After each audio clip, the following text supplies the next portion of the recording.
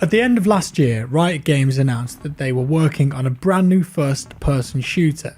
This came as a bit of a shock to some people, as Riot is most well known for their MOBA, League of Legends. Nevertheless, there was and still is a lot of intrigue around it because League of Legends is one of the biggest games in the world, and if the developers of that are stepping into the first person shooter ring, then it's worth standing up and taking notice. Back then the game was only known as Project A, but now we have a full name, Valorant.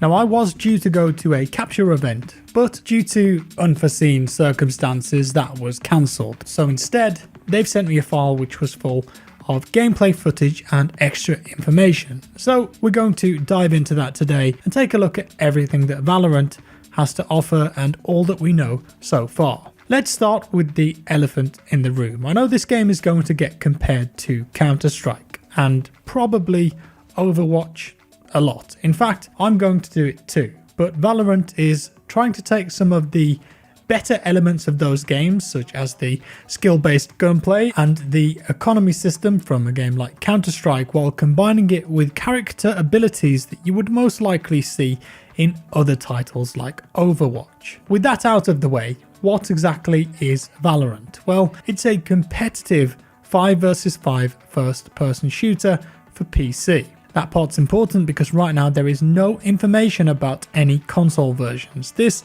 is a PC game. The game is a round-based shooter with a Counter-Strike search and destroy style game mode. The winning team will have to get the best of 24 rounds. MR12 for the old Counter-Strike players out there. Now I mentioned before that this is a character-based shooter and I'll talk a little more about that shortly, but when you do pick your character before a game, you need to remember that you're then locked into that choice for the duration. You can't change every round, so picking a good team dynamic is going to be really important. In terms of the setting, Valorant is set on a near future Earth. All of the characters that you choose have backstories and history relating to known world locations and countries. Think Rainbow Six Siege, where they've got the operators from certain nations with a very noticeable theme and backstory. And when it comes to abilities, each character has 4 available to them and each one is going to play differently in certain situations with different strengths and weaknesses. Out of those 4 abilities, you will get one for free every round. That one is your signature ability. And then you also have your ultimate ability, which must be earned through kills. Of course, how long it takes you to earn this ability really depends on how the game is going. Then the other 2 abilities are tied to the game's economy system and you have to buy them in the pre-round buy phase with your earned income. Think utility in Counter-Strike. In CSGO, for example, most teams are buying stuff like flashbangs, HE grenades, smoke grenades and Molotov. Well, if you consider the abilities more as utility for the round like they are in Counter-Strike, it starts to make a bit more sense. We've not seen all of the characters in the game just yet, but we have seen a few clips that get us an idea of who we're going to have at our disposal. Phoenix, for example, can throw fireballs and rise back from the flames with full health. Jet is about using wind and fog to evade her enemies, and Viper utilizes toxic clouds and deadly acids. Sage, on the other hand, is able to heal and protect her allies. These are just a few of the characters that the game will have available. If you start to think of some of the abilities as grenades, like I said earlier, it might be a bit easier for someone who hasn't played the game yet to grasp. Imagine Phoenix using his fireball as an area of effect to remove an enemy that you think is hiding on the back of a bomb site or objective. Then perhaps Jet can utilize one of her fogs to help you attack or defend as a team, like a smoke grenade, either pushing onto an objective to reclaim it or attack. As I mentioned earlier though, once you've picked your character, you're stuck with them for the entire match, so you need to have one that's going to suit your playstyle. It seems as though some are more attack minded while others are definitely aimed at more of a support role.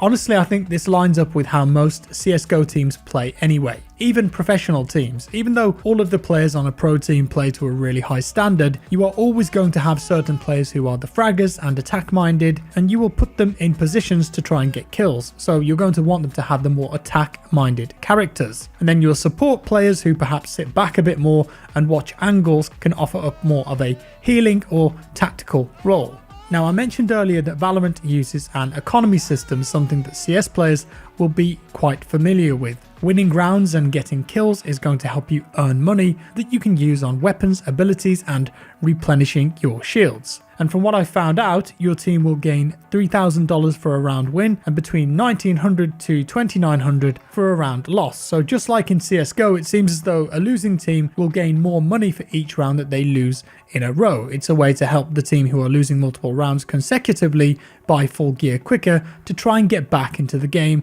as a loss bonus. You'll also gain $200 per kill. Just bear in mind though that these are early figures, and with the game not even being released yet, these are all subject to change. Even still, you can get a rough idea from that of how the system will work. All of that really means nothing though if you don't know how much the abilities and weapons cost. Well, we have a rough idea of that, and with that we can also talk about some weapons. There are a few SMGs available, with the Stinger costing $1,000 and the Spectre costing $1,600. For rifles, there's the Bulldog, which is $2,100, and the Phantom is $2,900. The Operator is a heavy-hitting sniper rifle, that's $4,500, and all of these names will probably mean nothing to you yet, but from what I can tell, the Operator, for all intents and purposes, is basically an AWP from CSGO, with the Spectre being very similar to an SMG, and the Vandal being similar to an AK. What about map design though? Because in any 5v5 game, it's really the map design that the game's success or failure depends on. Well, the graphic style of the game leans heavily towards very crisp and clean visuals. It's not only the maps, but also the character models and their silhouettes. There isn't a whole lot of clutter around the levels. Instead, the game has opted very much for a minimalistic approach. And I know some people may see this as a negative and think the game looks bad. Well, yeah, the game might not look as good as Modern Warfare or Battlefield 5, but if you think back to when CSGO came around, or even Source, there was a huge jump in visual fidelity back then, and not everyone was on board with it. I remember when the remastered Mirage came into CSGO, and a lot of players really disliked it because they were so used to the much simpler and cleaner lines and visibility of the original. So what I'm saying is that for a competitive game like this, I personally like that the maps are a bit more stripped back. But in reality, I think only a hands-on approach will tell us how they play. From a design perspective though, I think they seem very similar to Counter-Strike Global Offensive maps with distinct lanes and channels. The gameplay that we've seen so far also had 3 bomb sites on one map, A, B and C, which is definitely a little different, but I'm not sure if all maps will have that same design. One of the things that Riot have been really keen to showcase with this game though is an unprecedented approach to server quality and anti-cheat, arguably the two biggest cruxes of not only Counter-Strike Global Offensive but most online first-person shooters on PC. If you play CSGO online, you will no doubt be familiar with the phrase 64 tick or 128 tick, and playing on the latter is a huge difference compared to the 64 tick rate of matchmaking servers. Well, Riot have said that they want to ensure that that isn't an issue with their upcoming game,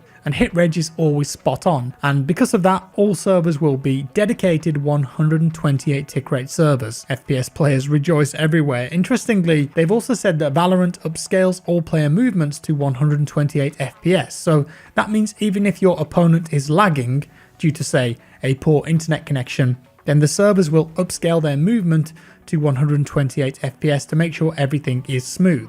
As well as that, Riot have said that they're trying to get rid of the peeker's advantage as seen in a lot of FPS titles. One of the ways that they're doing this is by investing in infrastructure called Riot Direct. Riot have been working with ISPs to set up peering arrangements to get players onto the Riot gaming networks as soon as possible. And Riot Direct apparently has a global network in 35 cities around the world. And the result of that is to ensure that players have less than a 35 millisecond ping for at least 70% of the player base around the world. It all sounds impressive, but of course the proof is in the pudding, as they say, and we'll see if it's really that good. Probably the bigger issue though is anti-cheat, and they're tackling that head on too. The game will have a proprietary anti-cheat detection on day one. I won't go into too much detail on how they're combating this, but their servers have very impressive systems in place, making it, as they say, impossible for players to use systems such as speed hacks and teleportation hacks, and player reporting is done on such a smart way on engine level that it will render wall hacks useless because of this fog that they're supposedly using in the rendering engine. And all of that isn't even taking into consideration the actual anti-cheat detection. As we know, somehow people will always find a way around every system, but I'm impressed with what Riot have shown us and put forward so far to combat cheating, and I really hope that it works. Wrapping things up, one thing that I haven't mentioned yet is that this game will be free to play. And all in all, I think I'm really intrigued by Valorant. It definitely has a core DNA that is heavily inspired by Counter-Strike. If you just watch the gameplay, the gunplay, the movement, the weapons, the money system, the rounds, even down to the economy and footsteps, you can see that Counter-Strike is definitely a massive inspiration for this game, and I'd hazard a guess that a large volume of the developer team play it quite regularly and have played it a while. You even run faster with your knife out. There are a few small concerns that I have though based on just watching the footage. Like I said, I haven't played this yet, but I've noticed that characters do have a lot of voice lines, especially when they get kills. I'm just not a big fan of that. I don't think you need that in a competitive game like this, so I hope you can turn that off, and I especially hope that enemies nearby you can't hear those callouts. But it's due out in the summer, and I think we'll get the beta very soon. Valorant is definitely going to be one to look out for. With that said, let me know your thoughts on the game down in the comments below. What do you guys think so far? If you enjoyed the video, leave a like. If you didn't, a dislike. Subscribe for more, and I'll see you in the next one.